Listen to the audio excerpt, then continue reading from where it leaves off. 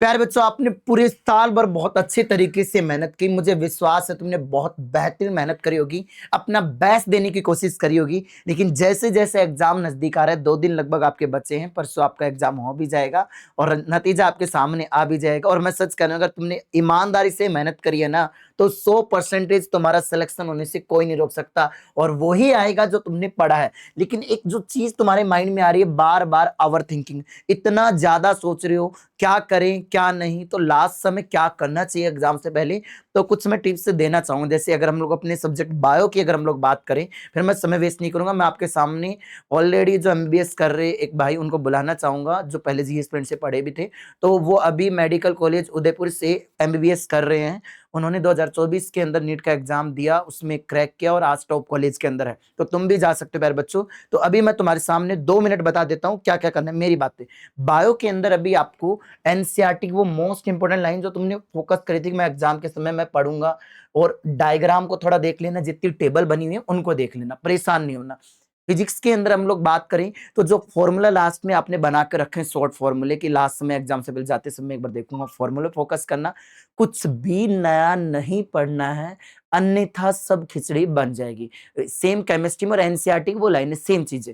तो अब मैं ज्यादा समय तो वेस्ट नहीं करूंगा, बस इतना ही कहूंगा कि आप ओवर थिंकिंग मत करो। मैं भाई को आपके सामने बुलाना चाहूंगा, वो भाई आपको बताएंगे कि लास्ट समय उन्होंने क्या किया था एग्जाम से पहले। तो 2 मिनट उनकी बातें सुनना, शायद आपको कहीं मोटिवेशन देखने को मिले। तो अभिषेक जी, एक बार आप आ जाइए, बच्चों को थोड़ा सा मोटिवेट कीजिए, आपके छोटे भाई बहनों को जो इस बार नीट 2026 का एग्जाम देने जा रहे हैं।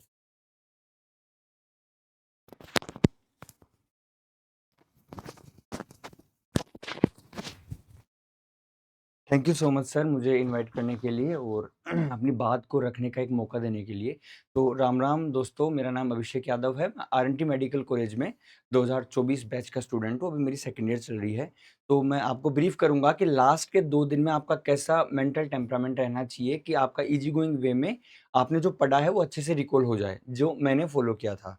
तो अभी 2 दिन बचे हैं, 2 से 5 आपकी एग्जाम होने वाली है। आपने थ्रू आउट द ईयर जो प्रिपरेशन की है उसी को आपको वहाँ पर एग्ज़ीक्यूट करना है एज़ इट इज़।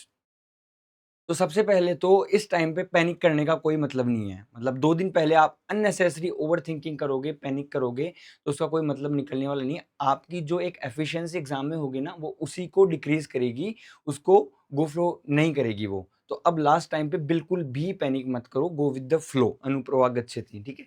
तो मैं हर सब्जेक्ट में आपको बताऊँगा क्या आपको फ़ॉलो करना चाहिए। जैसे सर ने भी बता दिया, सेम सी चीज़ें वो हैं। अभी आप अगर पढ़ना चाहते हैं तो देखो 2 चीज़ें हैं। अगर आपको ऐसा लग रहा है कि आपका दिमाग में बहुत ज़्यादा भसड़ हो रही है, ओवरथिंकिंग हो रही है और आप नहीं पढ़ना चाह रहे, तो मत पढ़ो, क्लोज़ द बुक्स, 2 दिन आप एन्जॉय करो। लेकिन आपके माइंड में ऐसा हो रहा है कि मैं लास्ट टाइम में क्या पढ़ूँ, मैं पढ़ के जाना चाहता हूँ, तो मैं जो बताऊँ आप पढ़ सकते हैं, जो मैंने फ़ॉलो किया था। क्योंकि मेरे कुछ दोस्त ऐसे हैं, जिन्होंने 2-3 3 दिन पहले पढ़ाई छोड़ दी थी, एकदम बिल्कुल वो रिलैक्स हो गए थे और उनका भी अच्छे कॉलेज में सिलेक्शन हुआ है। कुछ मेरे दोस्त और मैं ऐसे हैं जिन्होंने लास्ट मोमेंट तक पढ़ाई की थी और ठीक-ठाक से मार्क्स आ गए थे।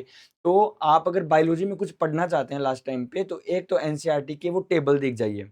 एनसीईआरटी के इंपॉर्टेंट चैप्टर देखो, human physiology, plant physiology, genetics और इकोलॉजी और बायोटेक्नोलॉजी। ये पता है आपको मेन यूनिट्स है जो मोस्ट नंबर कंटेनिंग होती है, नंबर ऑफ क्वेश्चंस। तो हेडिंग में आप सबसे पहले देख के जाइए बायोलॉजी में लास्ट टाइम पे टेबल ज़रूर देख के जाइए। टेबल के अलावा इम्पोर्टेंट एक्सेप्शंस कुछ होते हैं या कुछ इम्पोर्टेंट लाइन्स एनसीईआरटी में होती है जो हर बार रिपीट होती है, उनसे हर बार क्वेश्चन आता है। जैसे फिजियोलॉजी की बात करें तो जो आपका फोटोसिंथेसिस वाला चैप्टर है वो बहुत इंपॉर्टेंट है प्लांट फिजियोलॉजी में। उसकी 1-2 कुछ-कुछ लाइनें देख के जाना, जेड स्किम के रिलेटेड और केल्विन साइकिल के रिलेटेड, तो वो ज़रूर आप देख के जाना लास्ट टाइम पे, है ना? केमिस्ट्री में आप बात करें तो फिजिकल के अंदर आप ज़रूर फॉर्मूला बेस्ड कॉन्सेप्ट और फॉर्मूला ज़रूर देख के जाओ। आपको बहुत मच बेटर वहाँ पे फ़ील होगा। जैसे मेरा एक आइडिया है। ऑर्गेनिक में आप नेम रिएक्शन ज़रूर देख के जाओ और एनसीईआरटी से रिएक्शंस की मैकेनिज़्म ज़रूर देख के जाओ आप, ठीक है? आ जाता है वहाँ पे। एल्डिहाइड कीटोन वाला चैप्टर ज़रूर आप पढ़ के जाओ, मोस्टली नंबर क्वेश्चंस वहाँ से आ जाते हैं। इनऑर्गेनिक में आप अगर पढ़ना चाहते हो कुछ, तो फिर आप एनसीईआरटी के कुछ गोल्ड लाइन्स है, जैसे कि कोऑर्डिनेशन कंपाउंड हुआ, पी ब्लॉक का कुछ पोर्शन है उसमें हुआ और डी ब्लॉक का हुआ। तो आप उसमें ज़रूर कुछ-कुछ लाइनें ऐसी हैं जो हर बार रिपीट होती है। कोऑर्डिनेशन कंपाउंड बहुत इंपॉर्टेंट है। उसके कुछ-कुछ ऐसे-ऐसे ट्रिक्स भी हैं, कुछ एग्ज़ाम्पल्स भी हैं, कुछ लाइन्स हैं एनसीईआरटी के अंदर जो आप ज़रूर लास्ट टाइम पे देख के जा सकते हैं अगर आप चाहते हैं तो, ठीक है? ऑर्गेनिक हो गया, फिजिकल इनऑर्गेनिक। फिजिक्स में आप लास्ट टाइम पे फॉर्मूला और कॉन्सेप्ट पढ़ के जाओ। अब क्वेश्चन मत लगाओ, अब थ्योरी मत पढ़ो अगर नहीं चाहते हो तो। लास्ट टाइम पे सिर्फ कॉन्सेप्ट और फॉर्मूला पढ़ो फिजिक्स के अंदर। और अगर आप पढ़ना चाहते हैं तो आपने अगर through out the year short notes बनाए हैं ना आपके खुद के, किसी और के नहीं, किसी और कोचिंग के नहीं, किसी और फ्रेंड के नहीं, आपने जो अपनी सहूलियत के हिसाब से लास्ट टाइम तक आपने जो शॉर्ट नोट्स बनाए हैं सब सब्जेक्टों में, तो उनको एक बार आप जाके रिवाइज ज़रूर कर सकते हैं। तो ये तो हुआ अपना सिलेबस की बात। ठीक है सर? इसके बाद में ओवर थिंकिंग बच्चे कर रहे हैं हाँ थोड़ा, जी, हाँ जी। वो लास्ट बता टाइम दें। लास्ट टाइम पे जो सर ने ये मेन टॉपिक रखा है जो कि बहुत इम्पोर्टेंट है, लास्ट टाइम पे ओवरथिंकिंग मत करो आप। मैं इसको ओवरथिंकिंग बोलूँ या पैनिक बोलूँ, एक ही चीज़ है। आप लास्ट टाइम पे ओवरथिंकिंग करेंगे तो सिर्फ़ और सिर्फ़ आपकी जो एफिशिएंसी है, जो थ्रू आउट द ईयर आपने मेहनत करके, स्ट्रगल करके, क्वेश्चंस लगा के अपनी एफिशिएंसी इंक्रीज़ की है, अपना मेंटल टेम्परामेंट रिवीजन के थ्रू इंक्रीज़ किया है, वो सिर्फ़ डिक्रीज़ होगा, घटेगा, उसमें इम्प्रूवमेंट नहीं होने वाला है। लास्ट टाइम अब कर क्या सकते हैं? कुछ नहीं कर सकते। जो कर सकते थे वो अपने थ्रू आउट द ईयर किया, तो अब कुछ नहीं कर सकते सिवाय 2 दिन रिलैक्स रहने के। एक और चीज़ मैं ज़रूर बोलना चाहूँगा कि आप एक अच्छी नींद आज और कल ज़रूर लें, क्योंकि एक साइंटिफिक फैक्ट होता है कि आपका माइंड नींद में आपके रिविज़न को अच्छे से रिकॉल करता है, जो आपने पढ़ रखा है उसको अच्छे से रिकॉल करता है एज़ कंपेयर टू वेकिंग, जागने की कंडीशन में। आप पूरी नाइट जाग के पढ़ोगे और 7 से 8 घंटे सो के जो आप फ्रेशनेस से आपका माइंड जो बैक ऑफ द माइंड में चीज़ें रिकॉल होंगी, वो आप जाग के नहीं कर सकते। तो मिनिमम 7 से 8 घंटा आज सोना है, कल भी सोना है, प्रॉपर नाश्ता करना है, 2 दिन तक शेड्यूल बहुत अच्छा रखिए। कल का क्या शेड्यूल रहने वाला है, कल आप रात को 10 बजे सो जाइए, सुबह 5, 6, 7 बजे तक आराम से उठिए, ब्रेकफ़ास्ट करिए, थोड़ा-सा अगर पढ़ना चाहें तो पढ़ सकते हैं, नहीं तो आपका अगर ट्रैवलिंग थोड़ा दूर है तो आप 8-9 बजे प्रिपेयर हो सकते हैं। उसके बाद में आप कुछ खा के ज़रूर जाइएगा, क्योंकि गर्मी का टाइम है, आपको भूख लगेगी और भूखे पेट बिल्कुल भी वहाँ पे पेपर आपसे नहीं होगा। तो एटलीस्ट इतना खा के जाइए कि आपको वहाँ भूख नहीं लगे। पानी ज़रूर पी के जाइए, पानी की वाटर बॉटल लेके जाइए, इतना पानी मत पीना कि अननेसेसरी यूरिनेशन के लिए आपको बीच एग्ज़ाम से उठ के जाना पड़े और आपका जो एक रिदम बनता है पेपर में सोल्व करने में, वो डिस्टर्ब हो बीच में कहीं भी। एक और चीज़, आपको क्या-क्या लेके जानी है पता है आपको, क्लियरली बताने की ज़रूरत नहीं है, सर ने भी बताया होगा, ठीक है?